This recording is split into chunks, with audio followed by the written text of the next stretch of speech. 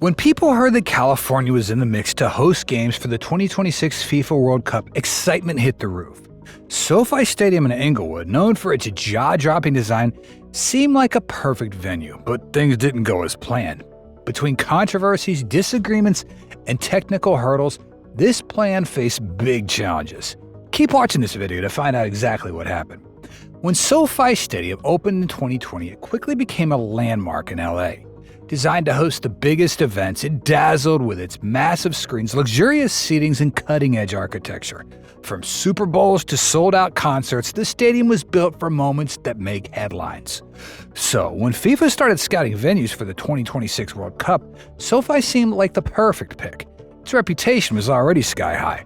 But things didn't go as smoothly as people hoped. FIFA has very strict rules, especially when it comes to soccer fields. SoFi, designed mainly for American football, wasn't built with these standards in mind. For starters, FIFA requires soccer fields to be at least 74 yards wide, and SoFi's field was too narrow. To fix this, architects would have to tear out lower seats, which meant fewer tickets to sell. This is a huge issue because ticket sales bring in millions, and cutting capacity affects revenue. Another problem was the playing surface. FIFA insists on natural grass for its games, while SoFi uses artificial turf. To host the World Cup, the stadium would have to install temporary grass, which is not as simple as it sounds. Growing, maintaining, and installing a high-quality grass pitch can cost millions. And there's more. California's warm weather might seem perfect, but managing grass under SoFi's unique roof design adds a layer of difficulty. There is also pressure to deliver on prestige. The World Cup final is the crown jewel of the tournament, and hosting it brings global attention, but FIFA wasn't convinced that SoFi could meet all its demands without major compromises. Fans and critics alike began questioning if the stadium could live up to the hype. The situation became a game of give and take. Stan Kroenke, the stadium's owner, faced mounting pressure to make changes, but it wasn't clear if FIFA was willing to bend its rules. As the drama unfolded, what initially seemed like a no-brainer turned into a drawn-out controversy. SoFi's stunning design was no longer enough. To host the world's biggest soccer event, the stadium needed more than just its good looks.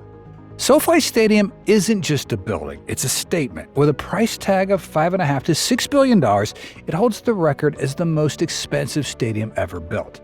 Every detail screams luxury. From the massive 360-degree video board to the sleek, futuristic design, it feels more like a theme park than a sports venue. Stan Kroenke, the owner of the Rams, wanted to create something unforgettable, and he succeeded, at least for football fans. The problem is that this stunning stadium wasn't built with soccer in mind. Hosting a FIFA World Cup game isn't the same as hosting the Super Bowl.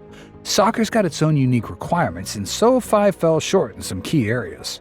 One big issue was the stadium's floor plan. To meet FIFA's rules, the field needed to be widened. That sounds simple on paper, but in reality, it's a massive undertaking. Widening the field meant ripping out lower rows of seating, which reduced the stadium's overall capacity.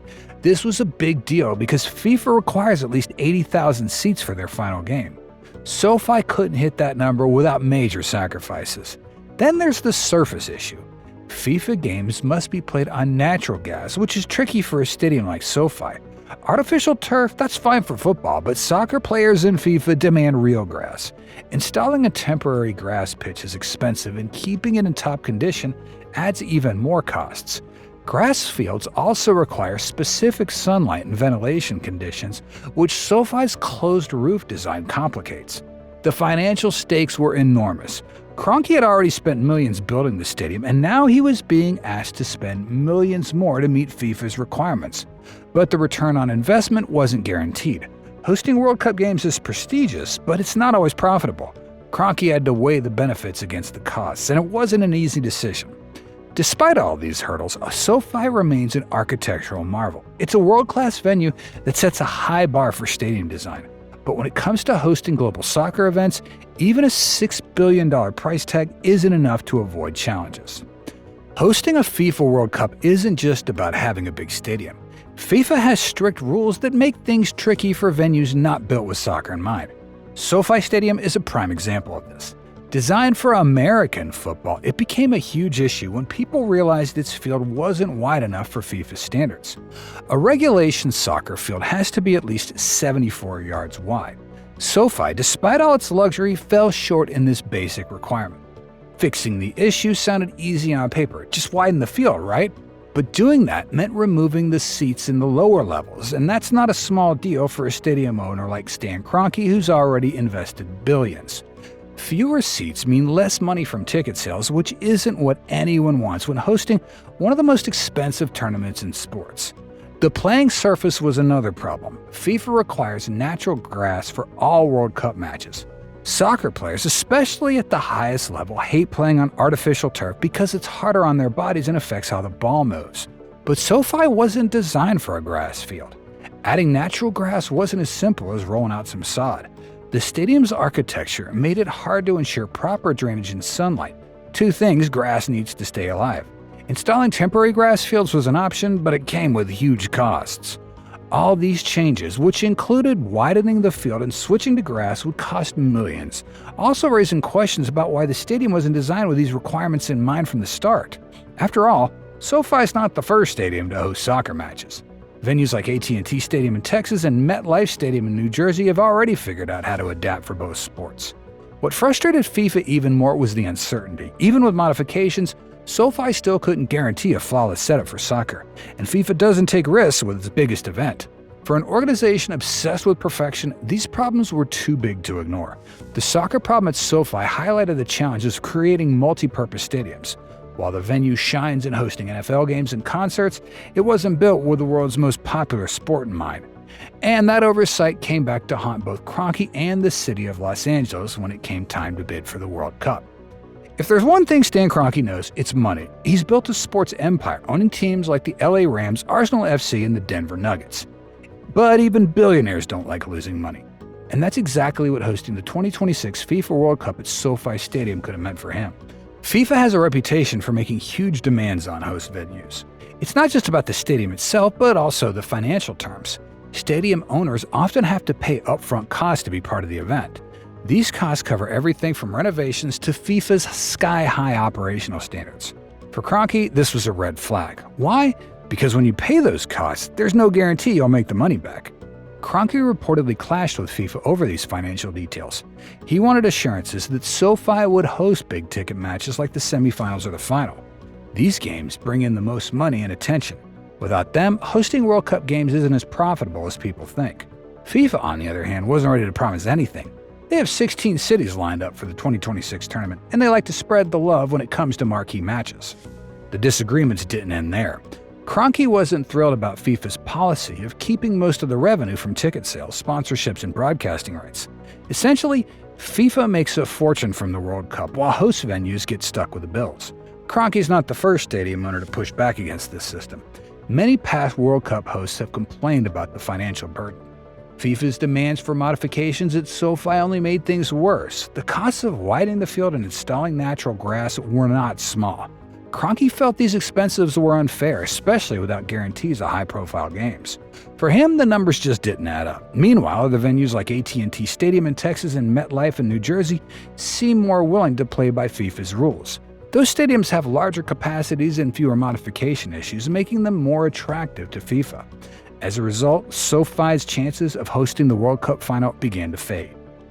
The financial disputes between Kroenke and FIFA weren't just about money, they were a clash of priorities. FIFA wanted perfection, while Kroenke wanted profitability. In the end, this tug-of-war highlighted how hosting the World Cup isn't always the dream opportunity it seems. For stadium owners, it's often a high-stakes gamble that doesn't always pay off. Despite all the back-and-forth drama, SoFi Stadium isn't entirely out of the World Cup picture. It's set to host a few games during the tournament, but fans hoping to see the final or semifinals under its famous canopy will likely be disappointed. FIFA's strict requirements and ongoing disagreements between SoFi's management and the organization have made it hard for the stadium to compete with venues like AT&T Stadium in Texas, which offers fewer hurdles and more seating capacity. Southern California fans are feeling mixed emotions. On one hand, they're thrilled that SoFi will be part of this global event still. On the other hand, it's frustrating that a stadium with such a high price tag and jaw-dropping design isn't the top choice for FIFA's grand finale. The technical challenges and financial wrangling surrounding SoFi highlighted how even the most luxurious stadiums can fall short when it comes to hosting events of this scale. The issue of capacity remains one of the biggest sticking points. FIFA's regulations require the final game to be played in a stadium with at least 80,000 seats. SoFi's seating can hit this number for concerts and other non-sporting events, but achieving this for soccer would mean sacrificing other vital features or spaces. It's a logistical headache that FIFA would rather avoid, especially when other stadiums can meet the requirements without so much hassle. Then there's the matter of costs. FIFA demands a lot from host venues, from logistical support to upgrades for TV broadcasting and hospitality areas. For SoFi's owner, Stan Kroenke, agreeing to these demands without a guaranteed return on investment doesn't make much business sense. It's no secret that hosting World Cup games can be a financial gamble, and SoFi's hefty price tag only amplifies the risks. But let's not forget the silver lining. Even if SoFi isn't hosting the final, the fact that it's involved at all is still a win. The stadium is set to welcome fans from all over the world, and its state-of-the-art amenities will likely leave visitors in awe. While SoFi may not be the crown jewel of the 2026 World Cup, it's still a shining example of architectural brilliance and a reminder of Los Angeles' role on the global stage.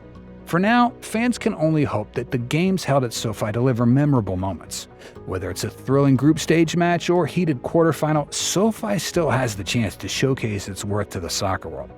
It might not be the final chapter in this story, but it's far from an ending. Now, hit the comments and let us know your thoughts about this project. We are committed to releasing 2 videos a week. Like, share, subscribe, and hit the bell icon for more visionary builds.